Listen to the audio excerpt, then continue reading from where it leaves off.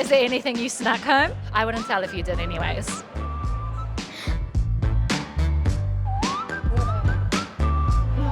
Kia ora, Evelyn Towersy. Kia ora. How are you doing tonight? I'm good. How are you? I'm so good, thank you for asking. As a 12-year-old, am I correct in thinking this is your first feature film? Yes. And your first feature film is a horror film? Yes. Okay, did you think that was going to be the case? No, I didn't really think I would get a film. You were incredible. That's crazy to think you wouldn't get a film. Being on a horror film, did you actually see all the scary bits, or are there some bits you weren't allowed to engage with or you didn't want to? When I saw it before, I had to have special permission to see it, and my parents had to cover my eyes in the bad bits.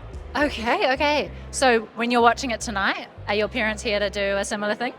Yes. What was your favourite thing that you either got to wear or use or see on the set? I loved my big hoop skirt and swishing it around in between takes. Okay, did you get to take it home? No. Did you try to take it home?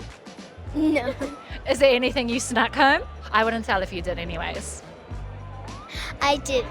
Maybe a few hair ties.